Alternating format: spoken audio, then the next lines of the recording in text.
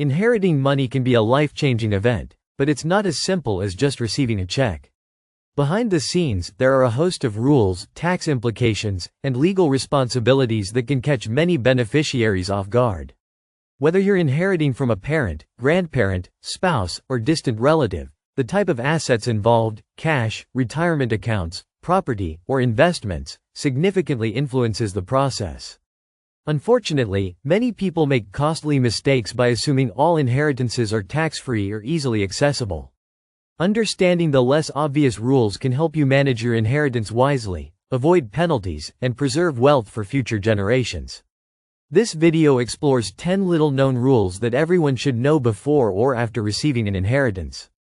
1. You might owe taxes, even if it's not an estate tax.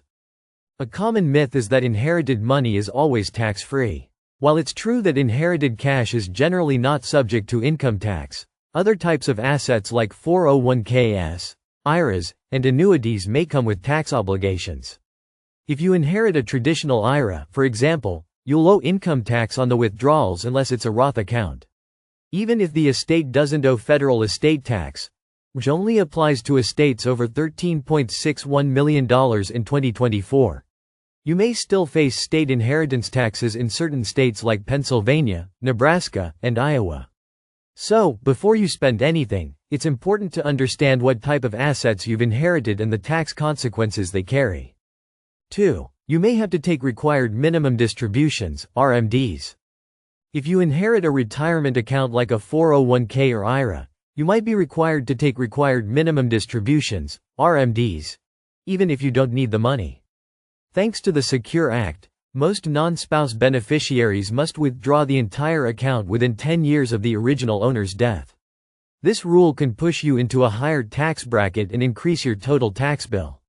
There are a few exceptions. For instance, if you're a minor child, disabled, or chronically ill, the rules may differ, but for most people, it's crucial to plan how and when you'll take distributions to reduce tax liability. 3. Inherited IRAs cannot be rolled into your own IRA, unless you're a spouse. If you inherit an IRA from someone other than your spouse, you cannot combine it with your own retirement account. Instead, you'll need to open an inherited IRA and follow the specific withdrawal rules that apply.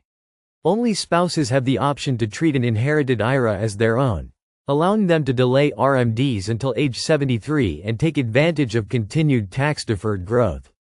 If you're a child or other relative, your inherited IRA has different rules, including the 10-year withdrawal requirement, and merging it with your own IRA could lead to IRS penalties.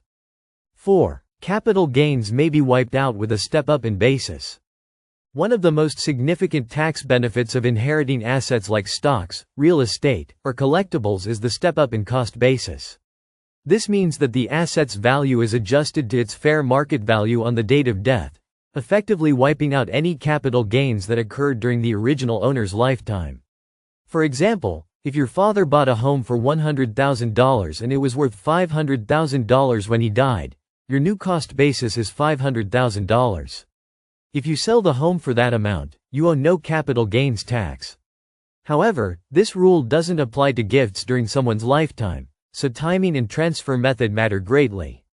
5. Jointly owned assets may not be fully yours. Many people assume that when they inherit a jointly owned asset, such as a home or bank account, it becomes entirely theirs. However, the type of joint ownership matters. In joint tenancy with right of survivorship, the surviving owner automatically takes full ownership. But in tenancy in common, each owner's share becomes part of their estate and must go through probate. If the asset isn't clearly titled, disputes can arise among heirs, and ownership may not transfer smoothly. Always check how the asset is titled and whether legal documentation supports your claim as the rightful new owner. 6. Life insurance payouts are usually tax-free, but there's a catch. In most cases, life insurance proceeds are not subject to income tax. However, if the deceased owned the policy and the proceeds are paid to their estate instead of a named beneficiary, the value may be included in their gross estate and subject to estate tax. Additionally, if the policy was transferred shortly before death, or if you receive installment payments rather than a lump sum, some portion of the interest might be taxable. To avoid these complications, Always ensure that beneficiary designations are up to date and that the policy is structured properly to avoid unnecessary taxes. 7. Debts might reduce what you actually inherit.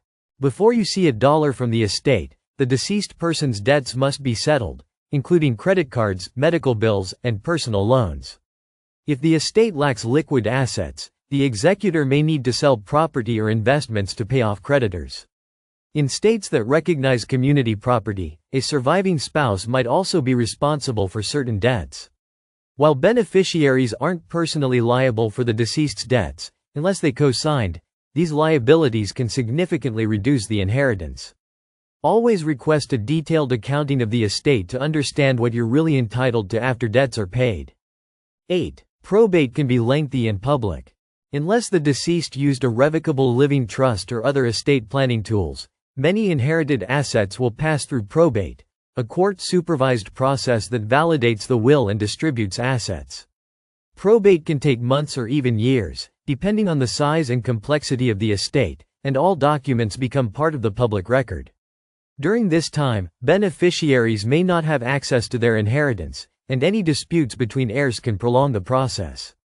Trusts, joint accounts with rights of survivorship, and properly named beneficiaries on retirement or insurance accounts can bypass probate entirely.